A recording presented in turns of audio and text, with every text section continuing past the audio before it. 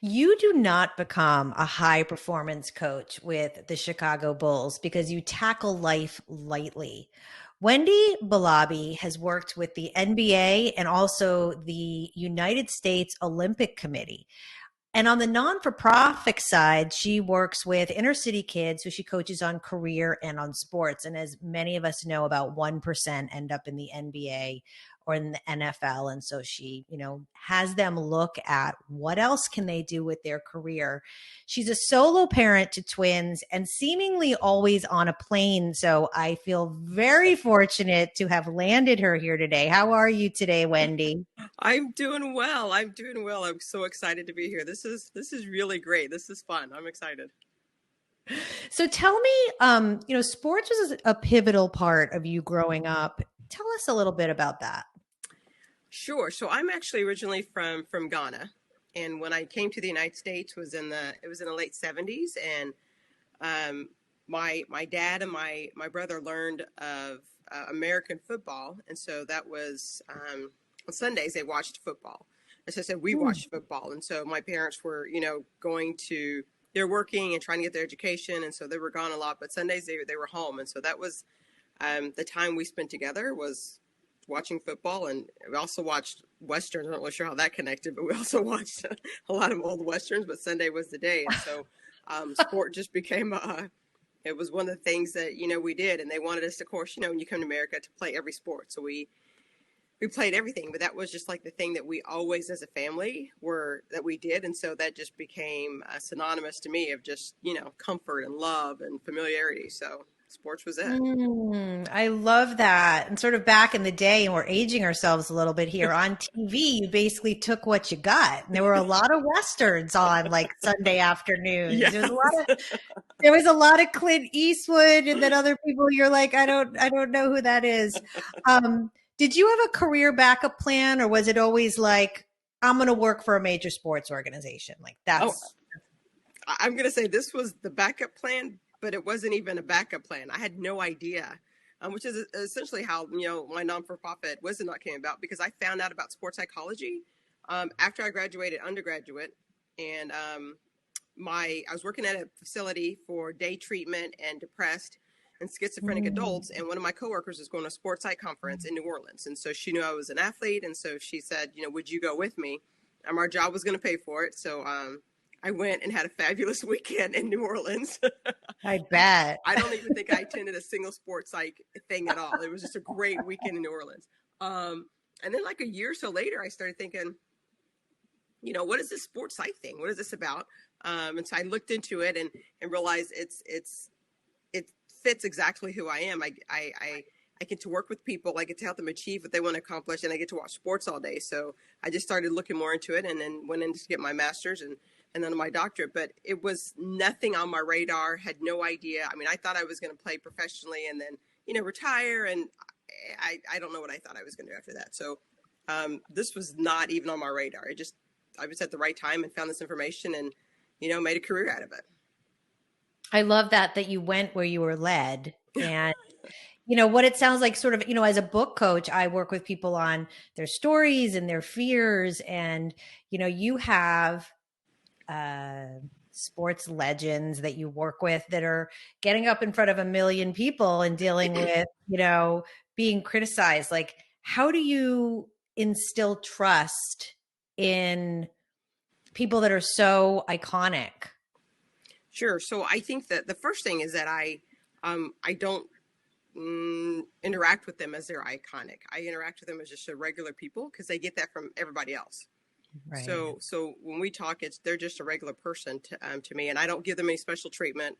There isn't any consideration. You still gotta follow the rules of engagement. You got to text me back. You got to call. Those kind of things. We have an appointment. You got to meet me and all that kind of stuff. So I don't do anything kind of special or run myself ragged, try to meet you to fit your schedule, which I get from other people. And so I think that appeals to them, that I just view them as just a regular person. And then I let everything happen organically. So nothing is ever forced or pushed. And so I may be, like when I was at the Olympics, I may be working with the team, and I may not even have interaction with the player I don't know, for 6 or 7 months, besides just seeing them, and we just kind of wave at each other. Mm-hmm. There was no need for me to come to them. There was no need for them to come to me. If they were sitting down, happen to sit down at a table, eating, and conversation strikes up naturally, then we do that. But if we're if we're sitting at the table, I'm not, looking to force a conversation. Hey, yeah.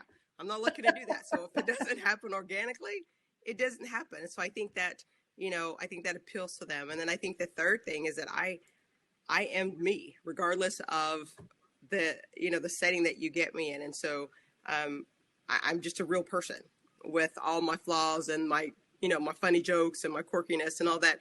And again, it doesn't matter who I'm talking to, you're still going to get the same me. And so they see that and realize, oh, it's actually, she's all right. It's okay. What's she's doing? What do we got going on there? And, the conversation just kind of flows naturally. Yeah, you had mentioned there's some Wendy-isms. Now, is that people close to you that have pointed those out, or have you coined your own phrases for that? No, actually, the person that went to New Orleans, she coined the phrase Wendy-isms, because I make up. I like to make up things that fit, but it just kind of goes with situations and flows, and so you kind of think, well, that didn't really make any sense. But then when you really think about it, for example, would be I put self-awareness and body odor together. Okay. Which I know doesn't. What do you mean? Explain that more. Exactly. That's the Wendyism. What do you mean? That doesn't make any sense. Well, when you think about when you're learning self-awareness, learning to pay attention to yourself, and you think about body odor, when you smell, people tell you that you smell. That's like the first line. Someone will tell you that you smell. When you smell yourself, that's when you really are overboard, right? That's really bad. And so in order to get to the point where someone's not telling you that you smell, or when you smell yourself, you have to check yourself. So you've got to check all the time. And that's where the self-awareness comes in.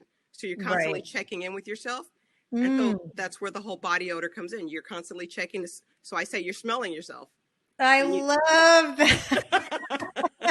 Basically, you got to check yourself before you wreck yourself is like another way we could say it. Exactly. And then there's those days we just don't care. We're like, I'm just going to smell. So, how do you prepare? You were explaining to me that there's this sort of walk towards the gym, and then you get in the gym, and it sounds like you're very, low key about what you do and confident. But are there any things that you do in the morning before you get up? I mean, with twins, probably not a lot of time, but is there anything that you specially do that gets you ready, like your mental game? I don't do anything that's specifically focused to make sure that I'm ready mentally to come to work or prepared. It's more of with twins by myself. I just need to make sure I wake up and there's just the things that I want to do, which working out is just one of those things that I've learned through time that even pre-twins, before the twins, that I'm just one of those people that I need to work out in the morning. First thing. If I put it off till 10 o'clock, it didn't happen. I'll do it at 4. It didn't happen. So it's got to be the first thing in the morning when I get up. And so that's just part of, my routine, if you will. Yeah. But I don't do anything to get ready, because I really feel that everything that I have is already right here. And I just rely on the relationship, the connection, and on the information that I have in my head. And I love the off the cuff. That's the piece that is one of the best parts about this job, is that I have no idea what's going to happen as I'm walking to my office and some player comes to me, and then I got to fire away right then. That's it. That's my opportunity. And I gotta know what I'm doing. And so, I love that piece of just having to do off the cuff. You got to jump in. You absolutely have to jump in. And I know I definitely have those moments where I'll be listening to someone speak about a part of their story they're talking about in their book, and I'll listen and I'll think, something else. There's something else. And then I have to think, do I go with that instinct? Do I risk that this person might be like, I don't really, I don't know. I usually speak because it's for the better. We're doing, we're doing things for the better of others, right? We're not this isn't some kind of fanfare operation we're pulling here. So kids on your own, there's a story behind that. It's a very touching story. And, I have rarely to meet a woman that hasn't had fibroids at some point. Mm. And you had a situation where you needed an operation for them, and it was sort of like do or die. It's like now or never for kids, and you went for it. Tell me about that. What was that decision?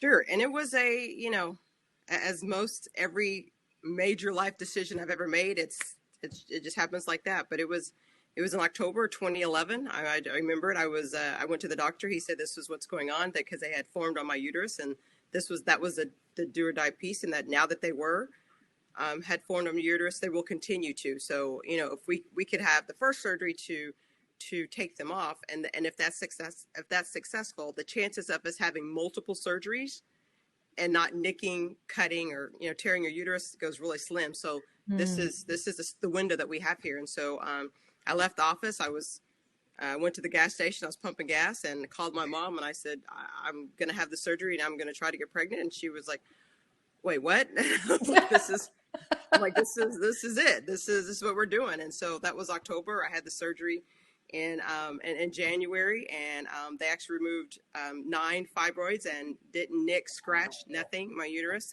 and started the injections in April, and used an anonymous donor, and then God gave me twins, and so I was pregnant in April in 2012, which was Summer Olympics. So I was actually 5.5 months pregnant at London and Summer Olympics with the twins, which was fun.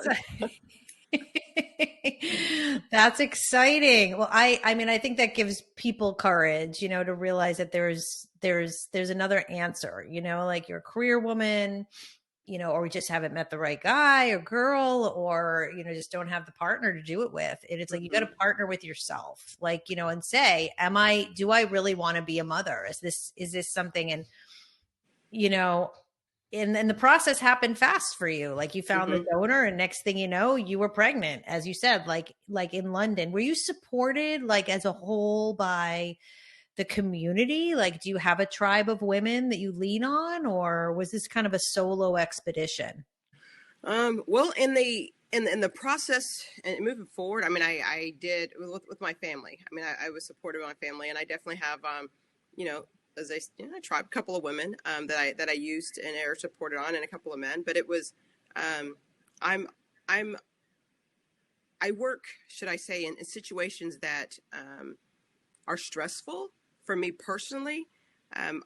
The way that I work the best, and the way that it's able to handle and adapt situations, is to just move forward.